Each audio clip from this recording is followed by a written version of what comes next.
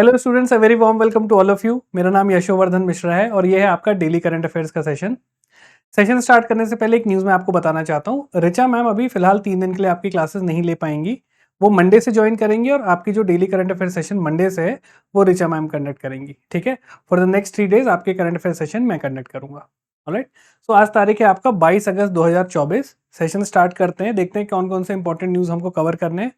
First of all हम देख लेते हैं जो हमारा क्वेश्चन ऑफ द डे, इसका आंसर क्या है। क्वेश्चन था आपका, what is a super moon. तो करेक्ट आंसर है इसका C, a full moon that is at the closest point to the earth in its orbit. Alright, चलिए। सो सबसे पहले हम डे का सिग्निफिकेंस देख लेते हैं। तो 22 अगस्त को international day commemorating the victim of acts of violence based on religion और बिलीफ। तो basically United Nation General Assembly ने 2019 में ये डे की शुरुआत की थी। इसमें बेसिकली है जो भी ऐसे लोग जो कि वायलेंस से जिनकी डेथ हुई है which is based on religion या बिलीफ्स। ठीक है, तो अगर कम्युनल राइट्स हो गए, इन इन सब चीज़ों की वजह से जिन लोगों की डेथ हुई हैं उनको कमेमोरेट करने के लिए यूनाइटेड नेशन जनरल असेंबली ने 2019 से ये डे मनाना स्टार्ट किया है। ठीक है, तो ये आपका सिग्निफिकेंस था। नेक्स्ट देखते हैं आपका next news is RBI launches nation wide RBI 90 quiz for undergraduates. So ये बेसिकली क्यों मनाया जा रहा है? ये मनाया जा रहा है to commemorate 90 years of RBI functioning. आप सभी को पता है कि आरबीआई का जो फॉर्मेशन था वो कब हुआ था? 1 अप्रैल 1935 को। तो 90 साल हो चुके हैं, है ना, 2025 में। तो इसको कोमेमोरेट करने के लिए ये क्विज इन्होंने स्टार्ट किया है। कंटेस्ट में क्या होगा? Basically it would help create greater awareness about the reserve bank and financial ecosystem among the student. RBI कैसे फंक्शन करता है, ठीक है, कैसे वर्क करता है, उसको उसके रिगार्डिंग अवेयरनेस फैलाना स्टूडेंट्स में, ये इस क्विज का पर्पस है। ठीक है, तो ये अंडर ग्रेजुएट्स के लिए रहेगा। यहाँ पे एक दो चीजें आपको याद रखनी है। आरबीआई का फॉर्मेशन ईयर कौन सा था? ठीक है, चल। नेक्स्ट है आपका जो सेकेंड न्यूज थी, it is India approves additional 251 mega power exports from Nepal. देखिए, नेपाल हमारी नेबरिंग कंट्री है, छोटा सा देश है, लेकिन वो भी पावर एक्सपोर्ट कर रहा है। और आपको पता है नेपाल आपका हिली एरियाज में, माउंटेनियस रीजन में है ना। और नेपाल में जो पावर जनरेशन होता है मोस्टली आपका हाइड्रो इलेक्ट्रिक पावर प्लांट का प्रोडक्शन है। ठीक है, उससे वो एनर्जी प्रोड्यूस करते हैं। तो बेसिकली इंडिया ने अप्रूव किया additional 251 megawatt of power exports from 12 hydro power projects in Nepal. So एक छोटे देश होने के बावजूद 12 हाइड्रो पावर प्रोजेक्ट्स वहां पे हैं जहां से इंडिया ये पावर लेगा। ऑलराइट, तो नेपाल कहां पे एक्सपोर्ट करने वाला है?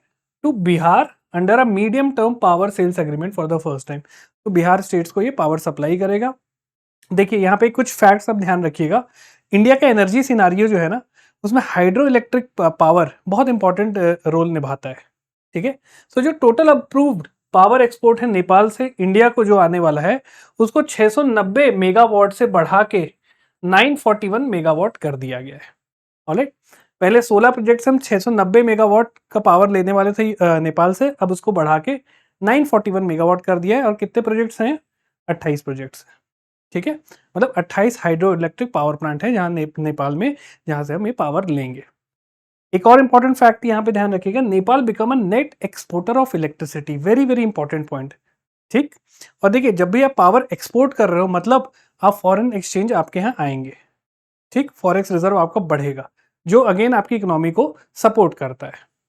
राइट, तो इंडिया ने इनिशियली अक्टूबर 2021 में 39 मेगावाट का अप्रूवल दिया था, जिसको इंक्रीज कर दिया गया लगभग 24 टाइम्स। तो एक पोटेंशियल है इस देश में, जिसकी वजह से प्लस नेबरिंग कंट्री है ना, तो इंडिया के लिए एक एनर्जी सिक्योरिटी का अच्छा सोर्स हो जाएगा।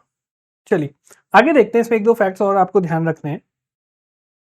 देखिए, नेपाल इलेक्ट्रिसिटी अथॉरिटी ने ये साइन किया है medium term agreement with distribution company in Haryana and Bihar. Haryana के साथ भी देखिए बहुत सारे स्टेट्स में सप्लाई करेगा, है ना, तो उसमें से हरियाणा और बिहार के साथ इन्होंने मीडियम टर्म एक एग्रीमेंट साइन किया है। राइट, सो इंडिया ने अलाउ किया hydro power import from Nepal to count toward the hydro power purchase obligation. ये जो वर्ड है एचपीओ, मतलब दूसरे देश से हाइड्रो पावर को खरीदने का एक ऑब्लिगेशन जिसे होता है एचपीओ हम बोलते हैं, हाइड्रो पावर परचेज ऑब्लिगेशन, जिसके तहत इंडिया ने अलाउ किया है नेपाल से इलेक्ट्रिसिटी को लेने के लिए।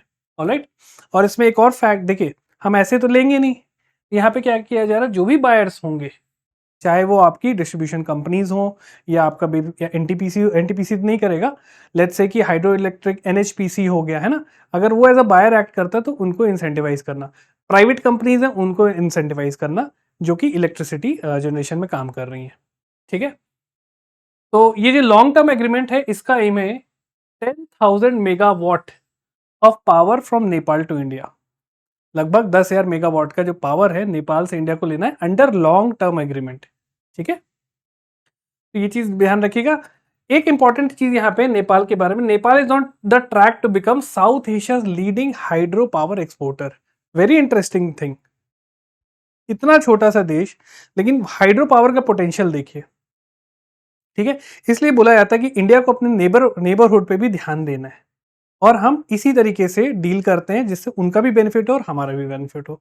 ऑलराइट, सो अब देखिए, पहले एक 40 मेगावाट का पावर एक्सपोर्ट एग्रीमेंट हमारा बांग्लादेश के साथ भी साइन हुआ था, but due to some political reason जो अभी वहां पे हैपनिंग्स हो रही है ना, और जो अदर पॉलिटिकल इवेंट्स हैं इसकी वजह से उसको कैंसिल करना पड़ा। राइट, तो इसको पोस्टपोन कर दिया गया था। आपको पता है कि अगर मैं नॉर्थ टू साउथ बात करूं तो नेपाल है, देन इंडिया है एंड देन बांग्लादेश है। ठीक है, तो हाइड्रो पावर का पोटेंशियल पहाड़ से जितना तेजी से गिरेगा उतनी ज्यादा इलेक्ट्रिसिटी बनेगी। ठीक है, तो हम, नेपाल हमको दे रहा, हम बांग्लादेश को दे सकते हैं। ठीक है, तो ये आपको ध्यान रखना है। आगे बढ़ते हैं।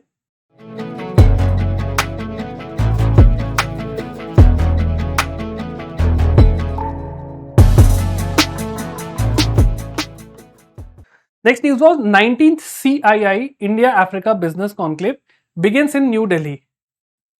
राइट, CII मतलब confederation of Indian industries, India Africa business conclave हो रहा है दिल्ली में, और इस बार का इसका थीम है क्रिएटिंग वन फ्यूचर थीम। देखिए, इंडिया 1947 में आजाद हुआ, अफ्रीका के बहुत सारे देश हैं जो 1947 के बाद आजाद हुए हैं, है ना, तो ऑलमोस्ट ये अगर हम बात करें तो सेम लेवल पे चीजें चल रही थी, लेकिन इंडिया ने अफ्रीका को बीट इकोनॉमिक टर्म्स या फिर डेवलपमेंट में काफी पीछे छोड़ दिया है। अगर मैं आपको बोलूं चाइना का एग्जांपल, चाइना 1925 में 1920s में आजाद हो गया था, तो ये 20-30 साल का डिफरेंस बहुत बड़ा चेंजेस क्रिएट कर देता है। अगर आप अमेरिका को देखो, वो 1700s में हुआ था, तो बोलते ना इंडिया यूएस से 100 साल पीछे है, वो इसी वजह से, क्योंकि भाई अगर किसी देश को आज़ादी पहले मिल गई है तो उसको एक डेवलपमेंट पीरियड बड़ा टाइम मिल गया ना, तो इस वजह से। अब देखिए, इस कॉन्क्लेव का फोकस क्या है, यहाँ पे न्यूज पे ध्यान दीजिए। इसका फोकस है area such as trade, investment, infrastructure, health care and technology.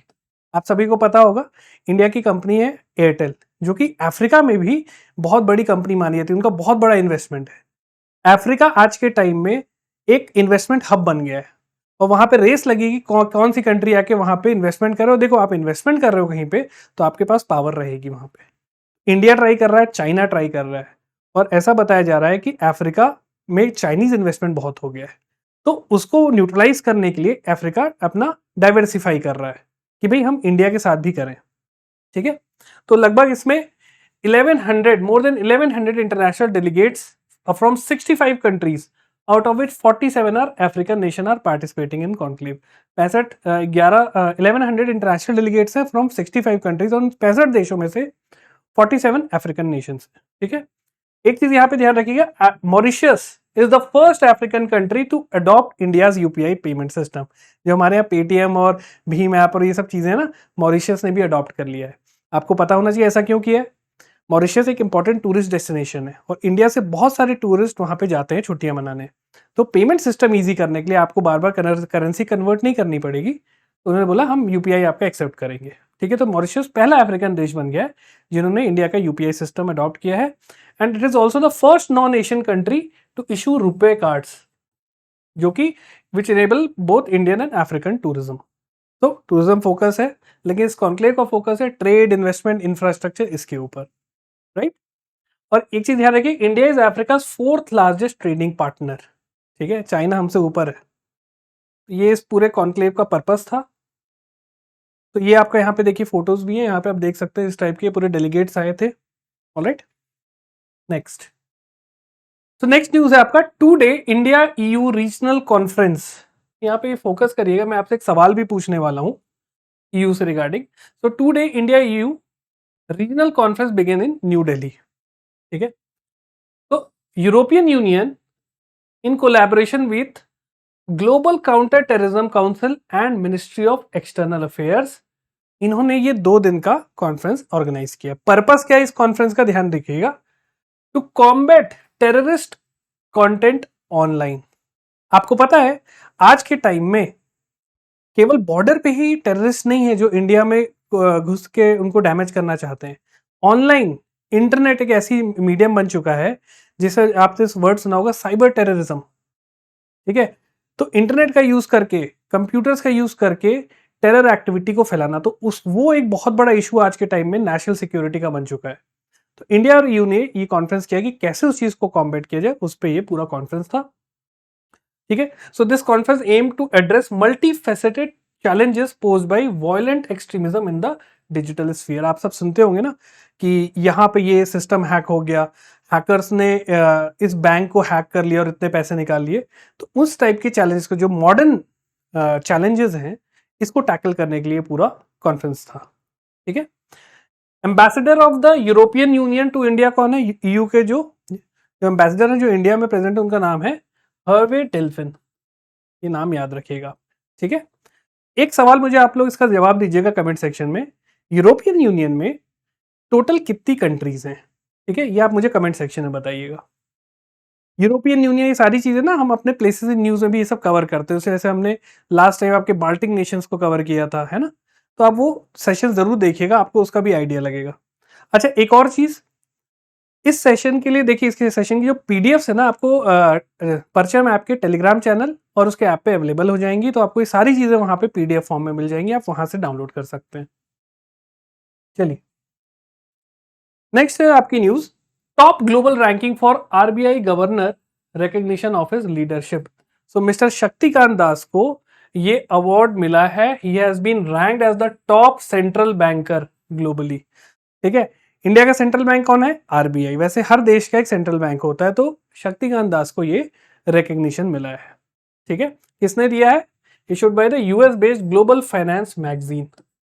Alright, तो इन्होंने अवार्ड दिया है। This is the recognition for his leadership at the RBI and his work toward ensuring economic growth and stability. आप सबको पता है कि RBI का एक बहुत बड़ा फंक्शन है, आरबीआई का एक पार्ट है मॉनेटरी पॉलिसी। ठीक है, उनका मेन फंक्शन क्या होता है? इन्फ्लेशन टारगेटिंग, महंगाई दर को नियंत्रित रखना, जिसका टारगेट क्या है? 4 ± 2%, मतलब 2% से 4% के बीच में इन्फ्लेशन को रखना है। तो इसमें आरबीआई बहुत अच्छा काम भी कर रही है, और इसी काम की वजह से इंडिया में इकोनॉमिक स्टेबिलिटी मेंटेन करने की वजह से इनको ये रिकग्निशन मिला है। ठीक है, चलिए, नेक्स्ट है आपका, US IBC appoints former journalist public relation executive as India managing director.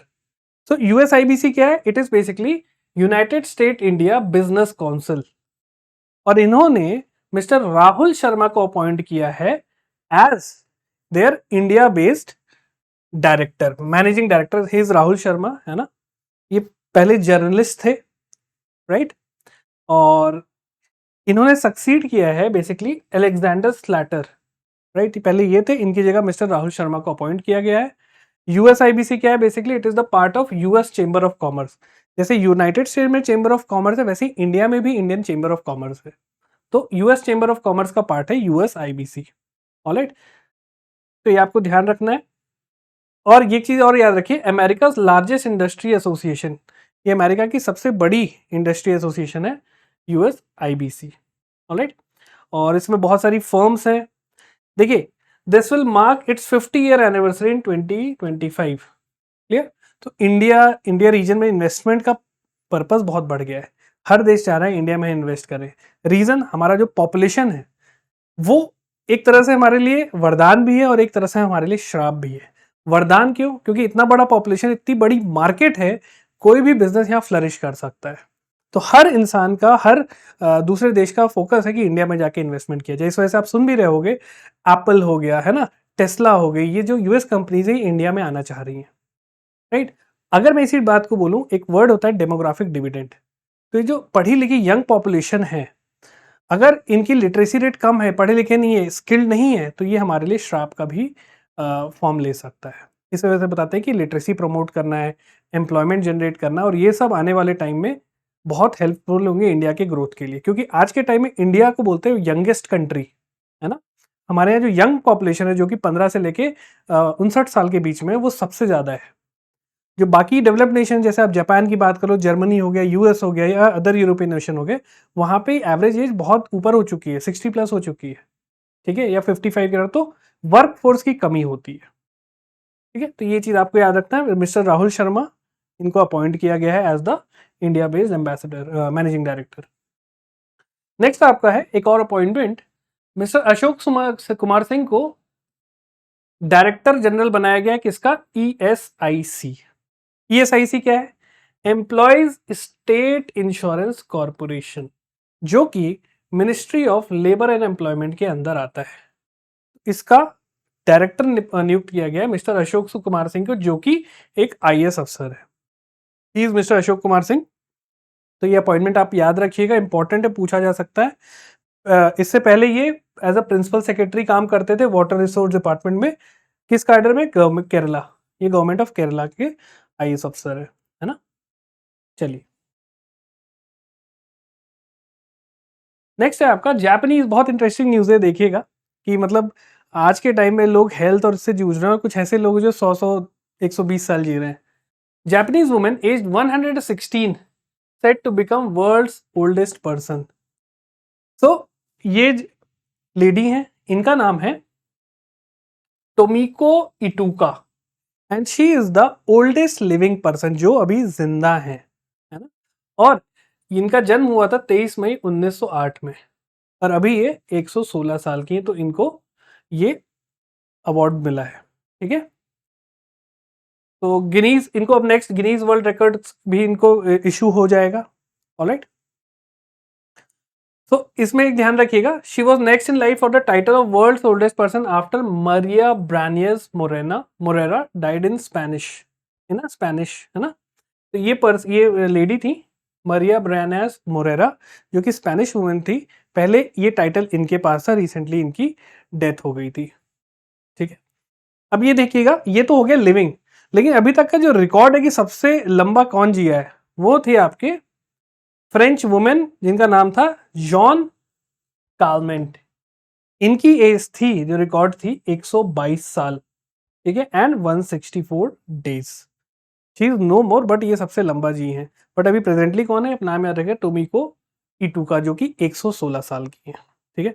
अब एक चीज यहाँ पे नोटिस कर रहे हैं, तीनों वुमेन है ना। तो इसलिए बोला जाता है कि वुमेन स्ट्रांग वैसे भी होती हैं, फिजिकली भी स्ट्रांग है, मेंटली भी स्ट्रांग है, सही मौका उनको देना चाहिए, and they will perform better than main, ठीक है। इस वजह से हम बात करते हैं जेंडर इक्वालिटी की, चाहे वो पे के रिगार्डिंग हो, चाहे वो वर्क के रिकॉर्डिंग हो, है ना।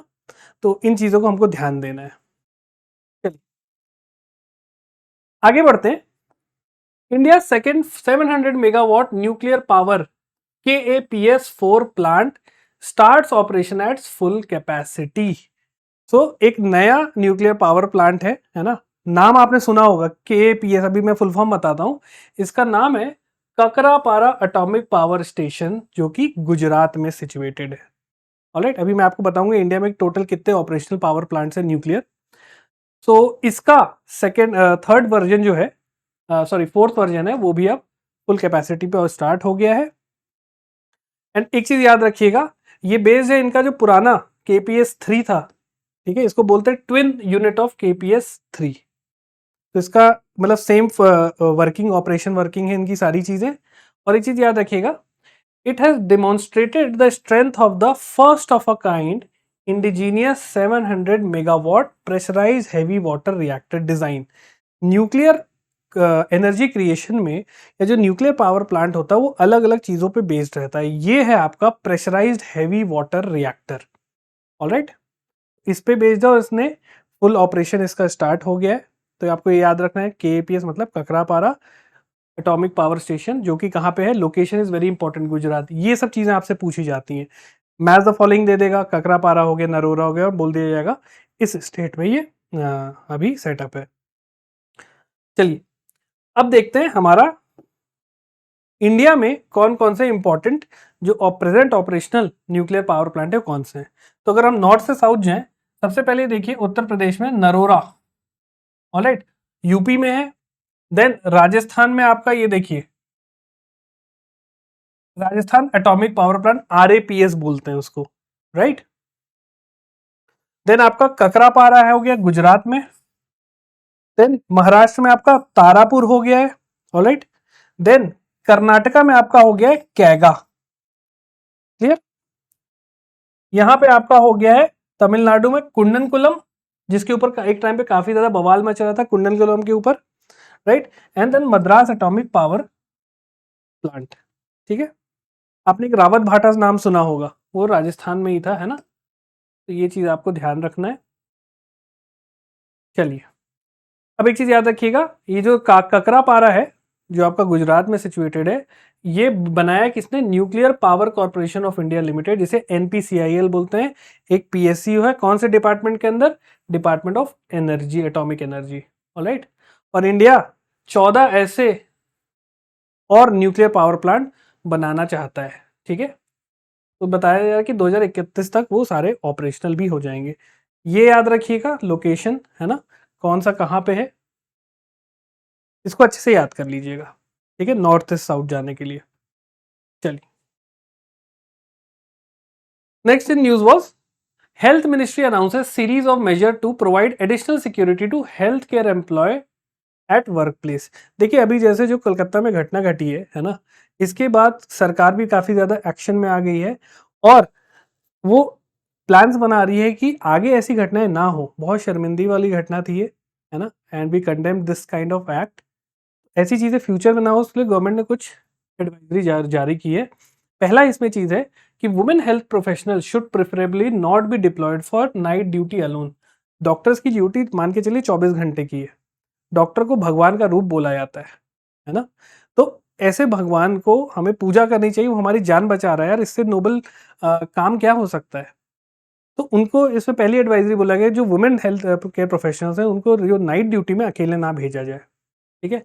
उनके साथ they should be escorted in premises while on duty and proper arrangement of secure transportation should be made for them at their movement। देखिए रात में ड्यूटी खत्म है तो उनको घर जाना है तो एक तरीके से उनका एक प्रॉपर कैब होना चाहिए, है ना, जिसमें वो लोग बैठ के जाएं, सेफ्टी गार्ड होना चाहिए। तो इवन प्रेमाइसेस में भी अगर नाइट में ड्यूटी करें तो उनके साथ कोई ना कोई सिक्योरिटी पर्सन होना चाहिए, ठीक है। सेकेंड गाइडलाइन ये थी।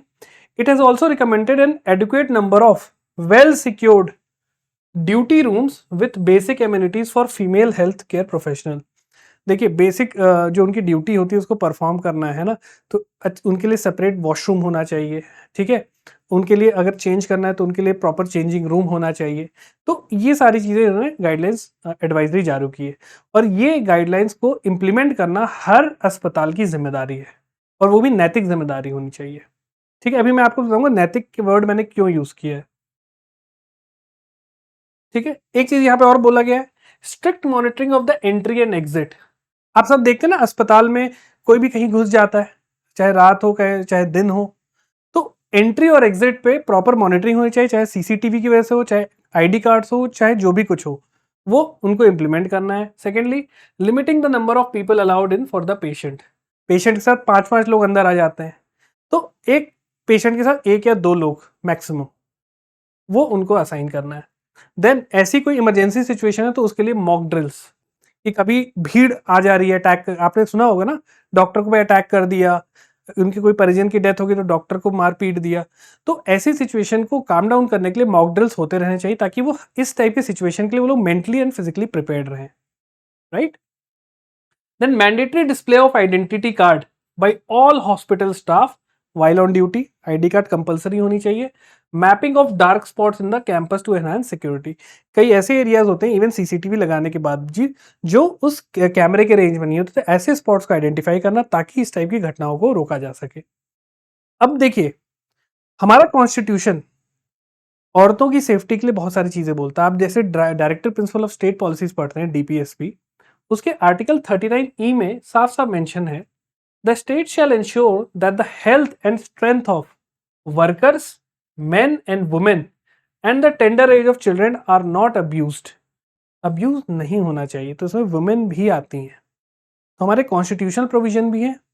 आप लोग मुझे ये चीज बताइए, ये तो हो गया कॉन्स्टिट्यूशनल प्रोविजन। एक स्टैट्यूटरी प्रोविजन भी है जो कि 2012 में लागू किया गया था। वो एक्ट है, उसका नाम आप लोग मुझे बताइए, उस एक्ट का नाम क्या है जिसको 2012 में लॉन्च किया गया था फॉर वुमेन सेफ्टी। बहुत इंपॉर्टेंट एक्ट है, उसको नाम याद रखिएगा, तो कमेंट सेक्शन में बताइए। ठीक है, तो ये गाइडलाइंस थी। नेक्स्ट है आपका news, centre says Meghalaya polio case is vaccine derived. तो देखिए अभी हुआ क्या है, a case of vaccine derived polio has been confirm in a 2-year-old child from Tikrikilla, Meghalaya. Meghalaya में बेसिकली 2 साल के बच्चे में पोलियो पाया गया, जो कि बताया जा रहा है कि वैक्सीन की वजह से हो गया है। तो पोलियो की 2 टाइप की वैक्सीन होती हैं, एक होती है इनएक्टिवेटेड पोलियो वैक्सीन और दूसरी होती है ओरल पोलियो वैक्सीन। जो आप देखते हैं ना टीवी में अमिताभ बच्चन आते हैं और वो बच्चे की मुंह में से 2 ड्रॉप गिराते हैं, तो वो ओरल पोलियो वैक्सीन होती है। और जो इंजेक्शन वाली होती है वो आईपीवी उसे बोलते हैं ना, उसमें इनएक्टिवेटेड वायरस रहता है जिससे उसमें इंजेक्शन के फॉर्म में लगाया जाता है। अभी मैं दोनों के बीच का डिफरेंस भी बताऊंगा। तो यहाँ बताया गया है कि ये वाइल्ड पोलियो का केस नहीं है और ये वैक्सीन से हुआ है, राइट। अब एक चीज ध्यान रखिए, इंडिया को वर्ल्ड हेल्थ ऑर्गेनाइजेशन ने 2014 में डिक्लेयर कर दिया था पोलियो फ्री, मतलब पोलियो के एक भी केस नहीं थे, राइट। और 2011 में इसका आखिरी केस आया था वाइल्ड पोलियो वायरस का। ठीक है, तो ये आपको ध्यान रखना, इंडिया पोलियो फ्री 2014 में हुआ था। और किसने किया था ये जो टैग था, किसने दिया था, वर्ल्ड हेल्थ ऑर्गेनाइजेशन ने। तो थोड़ा समझते हैं पोलियो की जो बीमारी है, इसे इसका जो पूरा नाम है वो है पोलियो माइलिटिस, और ये एक वायरल डिसीज है। Remember, it is a viral disease जो कि मुंह के द्वारा बॉडी में प्रवेश करती है और वायरस फिर मल्टीप्लाई होते हैं और हमारे नर्वस सिस्टम को ये अटैक करती है। ये लग मेनली 5 साल के जो नीचे बच्चे उनको अटैक करती है। ठीक है, आप लोगों ने देखा होगा जो भी न्यूबॉर्न्स होते हैं सबसे पहले उनको पोलियो वैक्सीन दी जाती है ताकि इससे सेफ्टी हो सके। आप सबके घर में जो छोटे बच्चे जो नए नए न्यूबॉर्न होंगे, आपने देखना उनको पोलियो वैक्सीन पिलाई जाती है। ठीक है, इसमें देखिए सिम्टम्स क्या क्या होते हैं, जो भी पोलियो वायरस से इन्फेक्टेड होते हैं उनमें सिम्टम्स क्या क्या होते हैं, फीवर होता है, फैटीग होता है, सर दर्द होता है, हेडेक, वॉमिटिंग, ठीक है, उल्टी दस्त, stiffness in the neck and pain in the limbs. तो ये इसके सिम्टम्स हैं। और देखिए बताया जाता है कि जो 90% लोग बच्चे जो हैं जो कि इससे इन्फेक्ट होते हैं, उनमें या तो एक भी सिम्टम ऐसा कुछ नहीं मिलेगा या फिर बहुत ही माइल्ड सिम्टम होता है जिसकी वजह से अनरिकग्नाइज्ड हो जाता है। तो बहुत डेडली चीज है। एक आपका एनिमी जिसको आप देख ही नहीं सकते हो या उसको पता ही नहीं चल रहा है कि वो आप पे अटैक कर रहा है, तो आगे चल के इतनी गंभीर बीमारी में बदल सकता है। ठीक है, तो इस वजह से बहुत डेडली है ये चीज, है ना, तो ये ध्यान रखिएगा। अब थोड़ा सा यहाँ समझते हैं जो वर्ल्ड या ग्लोबल स्तर पे क्या काम किया जा रहा है। तो ग्लोबल पोलियो इरेडिकेशन इनिशिएटिव, इसको लॉन्च किया गया था 1988 में बाई नेशनल गवर्नमेंट्स। एंड किसने इसको स्पीयरहेड किया था, मतलब इसको कौन, इसका जो इम्प्लीमेंटेशन मेन एजेंसी है, किसने इसको स्टार्ट की थी, वो था आपका WHO, जो कि है world health organisation. World health organisation, ये जो इतने सारे बॉडीज हैं, Rotary International, United Nation Center for Disease Control and Prevention and United Nation Children Fund, UNICEF के साथ मिलकर इसको स्पीयरहेड किया था। वर्ल्ड पोलियो डे मनाया जाता है 24 अक्टूबर को। ठीक है, लोगों को अवेयर करना कि बहुत गंभीर बीमारी है और इससे इसका इलाज है, उपलब्ध है ना। और इंडिया में देखिए, इंडिया में क्या हो रहा है, पल्स पोलियो इम्यूनाइजेशन प्रोग्राम। तो 1988 के बाद 1994-95 जो फाइनेंशियल ईयर था, pulse polio immunisation programme Bharat में लॉन्च किया गया था। ठीक है, तो ग्लोबल स्तर पे चीजें 88 में चालू हुई, भारत में 94-95 में इसको इंप्लीमेंट किया गया। चलिए, अब जो चीज मैं आपको बता रहा था कि 2 टाइप की पोलियो वैक्सीन होती है, एक होता है इनएक्टिवेटेड पोलियो वैक्सीन जिसे आईपीवी बोलते हैं, और दूसरा होता है आपका ओरल पोलियो वैक्सीन जिसे ओपीवी बोलते हैं। ऑलराइट, तो आईपीवी के देखिए एडवांटेज क्या है, जैसे मैंने आपको बताया आईपीवी में इनएक्टिवेटेड वायरस रहता है। ठीक है, जो एक तरह से मान के लो डेड। इसमें क्या होता है, it is made from killed और इनएक्टिवेटेड पोलियो वायरस। इसका मतलब कि ये बॉडी में जाके मल्टीप्लाई नहीं करेगा। ठीक है, और it is safe for immuno compromise individual, जिनकी इम्यूनिटी कम होती है उनके लिए भी ये अच्छा है, it is safe for use. Then ये लॉन्ग लास्टिंग इम्यूनिटी प्रोवाइड करता है और इसके लिए मल्टीपल डोजेस की जरूरत नहीं, 2 से 3 में इसका काम हो जाता है। इसके कुछ डिसएडवांटेजेस भी हैं। पहली चीज, एक्सपेंसिव। पोलियो के शॉट्स होते हैं, काफी महंगे होते हैं, ऑलराइट। इसको बनाने में काफी पैसे लगते हैं, तो पहली एक्सपेंसिव चीज होती है। और आपको पता है इंडिया में लोग महंगी चीजें, महंगी दवाइयाँ थोड़ा अवॉइड करते हैं, है ना। जो मासेस हमारे पता है कि गरीब हैं, तो उनके लिए इतनी महंगी चीजें नहीं कर सकते हैं। तो ये आईपीवी है आपका। देन इसमें मल्टीपल डोजेज रिक्वायर होती हैं, जनरली 2 से 4 शॉट्स फुल इम्यूनिटी के लिए। और it does not provide the same level of mucosal immunity as OPV, ठीक है। तो ओपीवी ज्यादा आपका कारगर साबित होती है। ओपीवी के देखिए एडवांटेज क्या है, पहली चीज लेस एक्सपेंसिव, ठीक है। देन सिंगल और few doses to provide effective immunity, बार बार इंजेक्शन की भी जरूरत नहीं है। और ये ज्यादा बेहतर म्यूकोसल इम्यूनिटी प्रोवाइड करती है, which help to interrupt the transmission of virus. Virus को ट्रांसमिट करने में ये ज्यादा कारगर है एज कंपेयर टू आईपीवी। इसके डिसएडवांटेज देखिए क्या है। पहली चीज, ओपीवी में लाइव या फिर वीकेंड पोलियो वायरस होता है, इसमें इनएक्टिवेटेड होता है, एक तरह से डेड। इसमें क्या होता है, लाइव रहता है, जो कि एक कॉज बन सकता है। It can mutate and cause vaccine derived polio virus, जो कि इस बच्चे में पाया गया है ना। तो ये दूसरी चीज, it is not recommended for immuno compromise individual, जिनकी इम्यूनिटी कमजोर होती है पहले से, उनको ये नहीं दिया जाता है, क्योंकि ऑलरेडी इसमें लाइव रहता है, लाइव वायरस, तो वो उसको ज्यादा डैमेज कर सकता है, ठीक है। और एक चीज है, इससे जो इम्यूनिटी बनती है, अब आती है कारगरता की बात, ठीक है, कितना इफेक्टिव है। तो ये ओपीवी वाली जो है, it may not be long lasting, ये ज्यादा लॉन्ग लास्टिंग नहीं होती है। आईपीवी वाली जो इम्यूनिटी है वो ज्यादा लॉन्ग लास्टिंग होती है। तो सबके एडवांटेज डिसएडवांटेज है, आपको ये ध्यान रखना दोनों के बीच का डिफरेंस क्या होता है, ठीक है। चलिए नेक्स्ट है आपका news. Indian institute of science Bangalore को अवार्ड मिला है ranked best institution in the country. जैसे अभी हमने कुछ सेशन पहले देखा था एनआईआरएफ रैंकिंग, ये रैंकिंग किसने निकाली है, Shanghai academic ranking of world university 2024। और इसमें इंडियन इंस्टीट्यूट ऑफ साइंस को रैंक किया गया ग्लोबली 401 से 500 वाले रैंक में, इसको रेंज में इसको रैंक किया गया है, ऑलराइट। और इसमें चीज ध्यान रखिए, इंडिया की ये टॉप पे है, इंडिया की ये टॉप पे है। और इंडिया में ये सेकंड कौन सी टॉप पे है, वो है आपकी VIT, Vellore institute of technology, ये इंडिया से सेकंड है।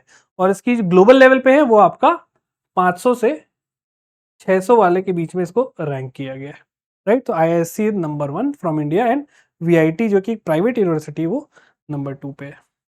नाम याद रखिए इसने, Shanghai academic ranking of world university. तो बेसिकली यहाँ पे ध्यान रखिए, ये किस पे बेस्ड रहता है, based on academic and research performance. India का थोड़ा रिसर्च वाला जो पार्ट है ना, हर कॉलेजेस की अगर यूनिवर्सिटी की बात कर लो, कम ही रहता है, ज़्यादा प्रमोट करते नहीं है ना। बाहर के देशों में रिसर्च को बहुत ज़्यादा प्रमोशन मिलता है। हमारे यहाँ अगर इंडियन इंस्टीट्यूट ऑफ साइंस और 1-2 आईआईटीज को छोड़ दे तो बहुत कम कॉलेजेस हैं जहाँ पे इतने टाइप के रिसर्च होते हैं। और वो आप कैसे देख सकते हैं, पीएचडी स्टूडेंट्स कितने आपके यहाँ एनरोल्ड हैं, ठीक है। तो ये बोथ क्वालिटी और क्वांटिटी दोनों चीज ऑफ रिसर्च पे फोकस करता है, right. It has published a list of 1000 universities in the world this year, alright. और 15 university from India are on the list. India से टोटल 15 यूनिवर्सिटीज की लिस्ट में, और 1000 यूनिवर्सिटी की रैंकिंग है, ठीक है। तो ये चीज ध्यान रखिएगा, यहाँ पे ये मेंशन भी है। इंडियन इंस्टीट्यूट ऑफ साइंस को 400 से 500 की रेंज में है, इंडिया से रैंक 1 है उनकी, वीआईटी की 500 से 600 है, उनकी सेकेंड रैंक है। Then third is IIT Delhi. चलिए आपको टॉप रैंक की याद रखना है बस। Next in news was Bhavishya rank third best in any SDA 2001, ठीक है। बेसिकली ई गवर्नेंस है ना, डिजिटल सर्विसेज जो प्रोवाइड करते हैं उसकी रैंकिंग है, राइट। तो उसमें भविष्य को थर्ड बेस्ट सॉफ्टवेयर का अवार्ड मिला है। तो ये भविष्य जो सॉफ्टवेयर ऐप है बेसिकली किसके लिए है, it is a centralised pension processing software. ये बेसिकली जो ओल्ड एज लोग हैं, 60+ है, जो पेंशनर्स हैं, उनके लिए ये सॉफ्टवेयर है, उनसे इसके थ्रू उनका पेंशन प्रोसेस होता है।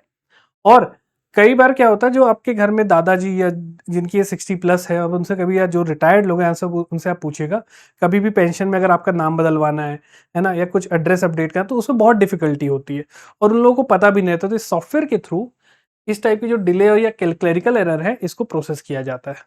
ठीक है, और ये किसकी सॉफ्टवेयर है, किस डिपार्टमेंट की? Department of pension and pension welfare, right, इस डिपार्टमेंट की ये सॉफ्टवेयर है। इसका एक और पर्पस है, it helps to reduce financial loss and harassment for pensioners. Pensioners की जब भी बात करें, मतलब 60 साल से ऊपर के व्यक्ति, तो उतने वृद्ध लोग जब उनको इस टाइप की जब प्रॉब्लम्स होती हैं, तो किसके पास जाएं, कैसे करें, तो वो परेशान होते हैं। तो उस हरासमेंट को दूर करता है ये बेसिकली सॉफ्टवेयर।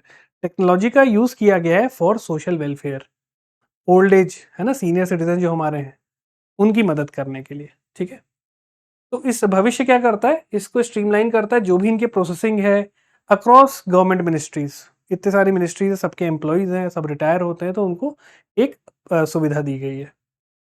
ये आपको याद रखना है। ये चीज ध्यान रखिए, 2017 से भविष्य को मैंडेटरी कर दिया गया है सभी central civil ministries and departments के लिए। इट इज मैंडेटरी कि इसी के थ्रू सारी चीजें प्रोसेस होंगी। ऑलराइट, और ये कौन से रूल्स को फॉलो करता है? ये फॉलो करता है central civil services pension rules को फॉलो करता है, ताकि सेम जो प्रोसेस है, मैकेनिज्म है, उसके तहत ये काम करे। ऑलराइट, अब देखिए, जो मैंने बोला NESDA हुआ क्या है, बेसिकली डिजिटल गवर्नमेंट एक्सीलेंस के लिए, डिजिटल तरीके से government facilities provide, government service provide करने के लिए national e governance service delivery assessment, जिसे शॉर्ट में NESDA बोला जाता है, इसको लॉन्च किया था। ऑलराइट, किसने किया था? Department of administrative and public grievance department ने इसको स्टार्ट किया था। ऑलराइट, और इसको लॉन्च किया गया था अगस्त 2018 में। National e governance service delivery assessment, जो भी हम इलेक्ट्रॉनिक माध्यम या डिजिटल माध्यम के थ्रू लोगों को सर्विस प्रोवाइड कर रहे हैं, चाहे वो आपका आईडी कार्ड बनवाने से लेके, चाहे वो पेंशनर्स की सुविधा के लिए, उसका असेसमेंट, तो ये आपका पूरा करती है NESDA, जो कि 2018 में लॉन्च किया था, department of administrative reforms and public grievances, short में इसे बोलते हैं DARPG। ठीक है, ये चीज याद रखिएगा आप। नेक्स्ट है आपका union minister of health and family welfare and chemicals, Shri JP Nadda ji ने इनॉग्रेट किया है first policy makers forum in New Delhi. Right, तो हमारे यहाँ पे नाम क्या याद रखना है आपको? हमारे union minister health and family welfare and chemical and fertilisers की 2 मिनिस्ट्री इनके पास है, श्री JP नड्डा जी, इन्होंने लॉन्च किया है first policy maker forum in New Delhi. तो ये क्या है बेसिकली, ध्यान दीजिए यहाँ पे। तो सॉरी, जस्ट ए मिनट। तो इन्होंने फर्स्ट मेकर पॉलिसी फोरम को लॉन्च किया है। ये तो बहुत ही मतलब इस साल के लिए है ना, और इसका पर्पस क्या है? First policy makers forum, policy framing के लिए, राइट, एक ग्रुप बनाया गया है लोगों को। अगेन, गवर्नमेंट का काम क्या है? लोगों को सुविधाएं प्रोवाइड करना, सर्विसेज प्रोवाइड करना, उसके एवज में उससे वो टैक्स लेती है, राइट। तो इसको, इस फोरम को बनाया गया है जिसके तहत सारी चीजें प्रोवाइड की जाएंगी। बस आपको याद रखना है, अभी यहाँ पे फैक्ट आपको ध्यान रखिए, मिनिस्टर का नाम क्या है, ठीक है, और इन्होंने क्या चीज लॉन्च की है। अब आते हैं नेक्स्ट न्यूज पे, जिसमें Manohar Lal Khattar launches 3 online platform to boost power sector efficiency and transparency. देखिए, हमारे यहाँ बिजली की जो सप्लाई होती है, ठीक है, वो सारी चीजें पावर सेक्टर में आती हैं, और जो डिस्ट्रीब्यूटिंग कंपनीज है जो इस पावर को लोगों तक पहुंचाती हैं, उनकी में बड़ी दिक्कतें रहती हैं, उनकी बड़ी ग्रीवेंसेस रहती हैं। रीजन, सही टाइम पे उनका पैसा रिलीज नहीं होना, पावर लॉस होना, जो ट्रांसमिशन लाइन भी था उसमें लीकेज होता है ना। तो इन्होंने 3 ऐप बनाए हैं। है कौन मनोहर लाल खट्टर? आपके ये यूनियन पावर मिनिस्टर है, ठीक है। तो इन पावर सेक्टर की एफिशिएंसी और ट्रांसपेरेंसी बढ़ाने के लिए इन्होंने 3 पोर्टल को स्टार्ट किया। पहला पोर्टल क्या है? Portal for online monitoring of projects, ठीक है, थर्मल, इसे प्रॉम्प्ट बोला गया है। जितने भी प्रोजेक्ट्स हैं, थर्मल एनर्जी किससे बनती? कोयले से, है ना। तो जितने भी कोयले से बनने वाली प्रोजेक्ट्स हैं, चाहे वो फैक्ट्रीज हो, चाहे वो प्लांट्स बन रहे हो, उसकी ऑनलाइन मॉनिटरिंग के लिए ये प्रॉम्प्ट पोर्टल बनाया गया है, ठीक, progress tracking. Then second portal है disaster resilient infrastructure for power sector, जिसे बोला जाता है ड्रिप्स। अब कभी फ्लड आ गया, कहीं पे अर्थक्वेक आ गया, कहीं पे जैसे लैंडस्लाइड हो गया, तो कई बार ये इन्हें बोलते हैं critical infrastructure, right. Critical infrastructure बोला जाता है। पावर सप्लाई, पावर सेक्टर हो गया, पावर ग्रिड्स हो गई, है ना, क्रिटिकल इंफ्रास्ट्रक्चर बोलते हैं, क्योंकि ये अगर ठप हुआ तो लोगों के पास जो बेसिक सुविधा इलेक्ट्रिसिटी वगैरह नहीं मिलेगी। तो इस केस में कि ऐसा इंफ्रास्ट्रक्चर बनाई जो डिजास्टर रेजिलियंट हो, या इस टाइप की बाढ़ या इन चीजों को झेल सके, तो उसके लिए ड्रिप्स करके फोरम है, प्लेटफॉर्म आपका पोर्टल है। देन है आपका जल विद्युत डीपीआर। जल विद्युत मतलब हाइड्रो इलेक्ट्रिसिटी। तो इसको बनाया गया है to monitor and survey related to hydro electric projects, right. तो जैसे हमारे जितने भी माउंटेनियस रीजन है वहाँ पे, चाहे वो ब्रह्मपुत्रा के ऊपर हो, चाहे वो आपके सतलज के ऊपर हो, तो इन टाइप के जो प्रोजेक्ट्स है उसकी मॉनिटरिंग के लिए ये बनाया गया है जल विद्युत। ये 3 नाम याद रखिएगा, किसने किया? मनोहर लाल खट्टर ने, जो कि हमारे यूनियन पावर मिनिस्टर हैं। चलिए,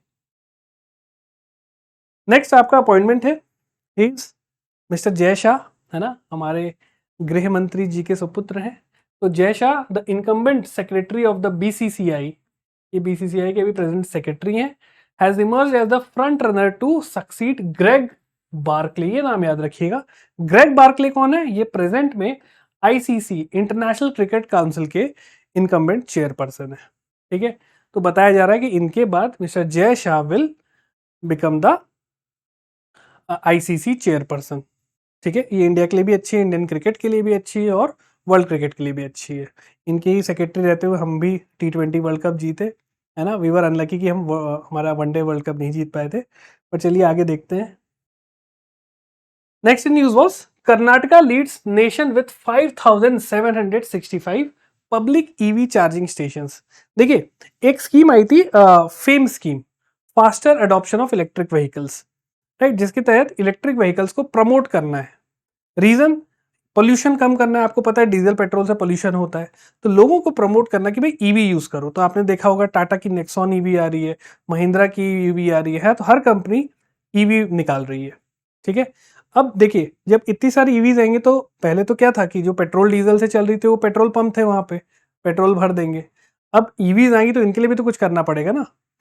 और कर्नाटका पहला स्टेट था जिसने इलेक्ट्रिक व्हीकल पॉलिसी को इम्प्लीमेंट किया था 2017 में, ठीक है। तो उन्होंने बोला 5,765 पब्लिक चार्जिंग स्टेशन बनाए जाएंगे, है ना, ईवी चार्जिंग स्टेशन। जैसे पेट्रोल पंप है वैसे ही आपके चार्जिंग स्टेशन भी लगे होंगे। आपने देखा भी होगा अब नए हर स्टेशन पेट्रोल पंप पे एक चार्जिंग वाला भी रहता है, स्लॉट बना रहता है ना। जिनके पास इलेक्ट्रिक व्हीकल है वो समझ सकते हैं। तो ब्यूरो ऑफ एनर्जी एफिशिएंसी ने ये बताया है, ठीक है। Karnataka is the first state जहां पे सबसे ज्यादा ईवी चार्जिंग स्टेशन है, ऑलराइट। और 85% of these stations are in Bengaluru urban. Obvious सी बात है भाई, ईवी, अब मैं बोलूँ गांव देहात में तो लोग नहीं खरीदेंगे ना उतना, क्योंकि चार्जिंग का ये सारी चीजें तो मेट्रोपॉलिटन, आपको पता है Bangalore is one of the most silicon valley of India उसको बोलते हैं। सबसे ज्यादा आईटी कंपनीज वहाँ पे, पैसे हैं वहाँ पे, तो लोग आपके यहाँ पे इलेक्ट्रिक व्हीकल्स ले रहे हैं, और इस वजह से 85% जो स्टेशन है ये अर्बन एरिया में, ऑलराइट। तो सबसे पहले बताया था कि जो डेटा रिलीज हुआ है बीई ने निकाला है। बीई क्या है? Bureau of energy efficiency. Karnataka number 1 पे है, देन है आपका महाराष्ट्र, देन उत्तर प्रदेश आपका 3rd नंबर पे, देन दिल्ली एट 4th, है ना। तो ये आपको पता होना चाहिए रैंकिंग। और जैसे मैंने आपको बताया, Karnataka was the first state in India to introduce EV policy in 2017, ठीक है। और गवर्नमेंट और प्लान कर रही लगभग 35 करोड़ रुपए इन्वेस्ट करने में, और setup 100 EV charging station in collaboration with electricity supply company, ESCOMs बोलते हैं। जैसे डिस्ट्रीब्यूशन कंपनीज होती हैं पावर की, उसे डिस्कॉम्स बोलते हैं। इलेक्ट्रिसिटी सप्लाई कंपनी को एस्कॉम्स बोला जाता है, ठीक है। तो ये चीज है, आपको याद रखना है। कर्नाटका फर्स्ट स्टेट है ना। नेक्स्ट है आपका news, India Japan pact for first green ammonia export signed. आप सबको पता है अमोनिया गैस होती है ना। अमोनिया का जो यूज होता है सबसे ज्यादा, अराउंड 75% जो अमोनिया का यूज होता है वो होता है कहाँ पे? फर्टिलाइजर्स, फर्टिलाइजर्स बनाने में यूज होता है। तो इंडिया और जापान ने पैक्ट साइन किया फॉर ग्रीन अमोनिया एक्सपोर्ट। अभी मैं आपको समझाऊंगा अमोनिया और ग्रीन अमोनिया में क्या फर्क होता है, ठीक है। तो ये जो हेड ऑफ टर्म्स है, ये एचओटी एग्रीमेंट जिसे बोला जाता है, ये साइन हुआ है बहुत सारी कंपनीज है यहाँ पे देखो, Sembcorp Industries, Sojitz Corporation, Kyushu Electric and NYK Line. तो ये जापानीज कंपनी, इनके साथ एग्रीमेंट साइन हुआ है। और इंडिया का पर्पस क्या है? India aims to become global hub for green ammonia and hydrogen with ongoing tenders for green ammonia production. India green ammonia का हब बनना चाहता है। देखिए, आप सबको पता है कि नेशनल हाइड्रोजन पॉलिसी हमारी कुछ टाइम पहले आई थी, ग्रीन हाइड्रोजन, है ना। तो green hydrogen, green ammonia, purpose क्या है? ओवरऑल पोल्यूशन कम करना, ठीक है। और ट्रांसपोर्ट और इन चीज़ों में पोल्यूशन काफ़ी होता है, ठीक है। तो इस वजह से इसको लॉन्च किया गया है और ये पहला ऐसा कोलैबोरेशन है बिटवीन टू नेशंस, और जो कि ग्रीन अमोनिया के प्रोडक्शन को इंडिया में बढ़ावा भी देगा। अब आइए समझते हैं इसका स्टैटिक पार्ट कि अमोनिया और ग्रीन अमोनिया में फर्क क्या है। पहली चीज समझिए, अमोनिया क्या है? Ammonia is typically produced by combining hydrogen and nitrogen, H और N। अमोनिया गैस हम क्या लिखते हैं? NH3 लिखते हैं ना। तो ये कैसे बन रही है? हाइड्रोजन और नाइट्रोजन से। और ये किस प्रोसेस से बनती है? आप सबने पढ़ा होगा, हेबर बॉश प्रोसेस, राइट। और इससे जो अमोनिया बनती है इसे बोलते हैं हम brown ammonia, and this is pollution creating ammonia. इससे पोल्यूशन होता है। इसमें बताया जाता है कि each ton of ammonia produced releases 2 tons of greenhouse gases. Greenhouse gases जैसे कार्बन डाइऑक्साइड हो गई, मीथेन हो गई, है ना, ये आपकी ग्लोबल वार्मिंग को बढ़ाती है। तो ब्राउन अमोनिया जो हमारा होता है, जो नॉर्मल प्रोसेस से बनाया जाता है हेबर बॉश से, वो ब्राउन अमोनिया होता है और इससे ग्लोबल वार्मिंग होती है, ठीक। ग्रीन अमोनिया क्या होता है? Green ammonia by contrast relies on renewable energy and derives its hydrogen from water and nitrogen from air, ठीक है। ये हाइड्रोजन वाटर से लेती है और एयर से ये नाइट्रोजन ले लेती है, और इससे जो अमोनिया बनता है इसमें ग्रीस को हम ग्रीन अमोनिया बोलते हैं, ठीक है। पोल्यूशन नहीं होता है। देखिए, 70% of the ammonia is use for fertilisers, rest is use for industrial application, plastics में, एक्सप्लोजिव में और सिंथेटिक फाइबर्स में अमोनिया का यूज होता है। यहाँ वर्ड याद रखिएगा, जैसे अमोनिया है, किसके लिए यूज हो रही है? पहली चीज, जैसे मैंने आपको बताया, फर्टिलाइजर्स, ठीक है, एक्सप्लोजिव्स, ये सब सवाल आपसे एग्जाम में पूछे जाते हैं, ठीक है। तो फर्टिलाइजर और एक्सप्लोजिव वर्ड याद रखिएगा, प्लास्टिक में भी यूज होता है। नेक्स्ट है RGIA clinches best airport award for third consecutive year. RGIA क्या है? Basically Rajiv Gandhi international airport in Hyderabad, इसको ये थर्ड टाइम बेस्ट एयरपोर्ट का अवार्ड लिया है, राइट। और कहाँ पे लिया है? At the prestigious India travel awards. इस अवार्ड, ये जो सेरेमनी थी, इसमें तीसरी बार इसको फर्स्ट प्राइज का मिला है, ठीक है। तो ये याद रखिएगा, RGIA।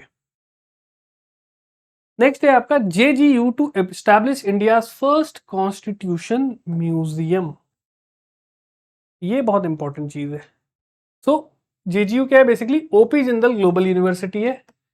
इसने पहला इंडिया का फर्स्ट कॉन्स्टिट्यूशन म्यूजियम ये बनाने वाले हैं। रीजन, 75वीं anniversary of adoption of the constitution of India, ठीक है।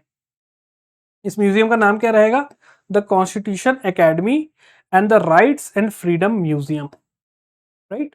और ये इनॉग्रेट हुआ था 2024 में at the JGU campus, alright. तो ये चीजें यहाँ पे होगा।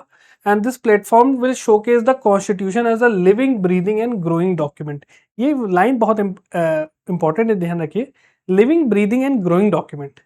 एक किताब को हम कैसे living, growing and growing document बोल सकते हैं? आप सबने सुना होगा कॉन्स्टिट्यूशन को अमेंड किया जाता है, ठीक है। कॉन्स्टिट्यूशन अमेंडमेंट होती है, नई चीजें आती हैं, है ना। पहले आर्टिकल नंबर टोटल कितने कम थे, धीरे धीरे वो बढ़े, है ना। जैसे जैसे हम मॉडर्न एज में बढ़ रहे हैं, तो उस तरीके से हमको कॉन्स्टिट्यूशन को भी मॉडिफाई करना पड़ता है। और वो हम कैसे करते हैं? अमेंडमेंट के थ्रू, राइट। चाहे वो स्टेट का नाम चेंज करना हो, ठीक, या कॉन्स्टिट्यूशन में कुछ नई एडिशंस करनी हो, तो उसको हम अमेंडमेंट के थ्रू उसको करते हैं, जिससे कॉन्स्टिट्यूशन बड़ा हो रहा है। इस वजह से इसको बोलते हैं living, breathing and growing document. Clear? ये चीज याद रखिएगा। नेक्स्ट है आपका scientist sequence largest animal genome in lung fish study. तो बेसिकली साउथ अमेरिका में लंग फिश पाई जाती है। ठीक है, कहाँ कहाँ पाई जाती है? ये आपका पाई जाती है ब्राजील में, अर्जेंटीना में, पेरू में, कोलंबिया, राइट। और ये एक ऐसी स्पीशी है जिसका सबसे बड़ा जीनोम पाया गया है। अभी मैं बताता हूँ जीनोम क्या होता है और कैसे हम इसको सबसे बड़ा बोल रहे हैं। जब भी हम किसी चीज को बड़ा बोलते हैं मतलब उसको हम किसी न किसी चीज से कंपेयर कर रहे हैं। ठीक है, ये भी मैं आपको समझाता हूँ। ये जो लंग फिश होती है साउथ अफ्रीका की, साउथ अमेरिका की, ये लगभग 1.25 मीटर लॉन्ग होती है। ठीक है, अब देखिए, ये है आपकी लंग फिश। ठीक है, स्नेक जैसी दिखती है बट एक फिश है ना। तो ये आपकी फ्रेश वाटर स्पीशी है, फर्स्ट थिंग, राइट। और इसका जो डिस्टिंक्शन, जो स्टडी पाई गई है जिसमें पाया गया है, this is has the largest genome. Genome क्या होता है? जहां पे आपका सारा जेनेटिक इंफॉर्मेशन सेव्ड रहता है, उसे जीनोम बोलते हैं। ऑलराइट। और इसका जो जीनोम है किसी अर्थ पे किसी भी एनिमल की प्रजाति में सबसे बड़ा है, ये स्टडी में पाया गया है। सबसे बड़ा आप कैसे देखिए, इंसान का जो जीनोम होता है, ठीक है, उससे लगभग 30 टाइम्स द साइज। इंसान का लगभग 2.5 मीटर के आसपास ये रखता है। अभी मैं बताऊंगी लेंथ में हम कैसे इसको मेजर कर रहे हैं। एक चीज ध्यान रखिए, जितने भी ऑर्गेनिज्म, सबसे बड़ा जीनोम इसका पाया गया है। अब मैं आपको बताता हूं कैसे। जीनोम का साइज नापने के लिए जो मेट्रिक यूज होती है, ठीक है, वो होता है number of base pairs. Base pairs DNA का, उसके बेसिस पे इसको नापा जाता है, right. The fundamental units of DNA क्या होता है? Base pairs. ऑलराइट। जो कि प्रेजेंट, डीएनए कहां प्रेजेंट है?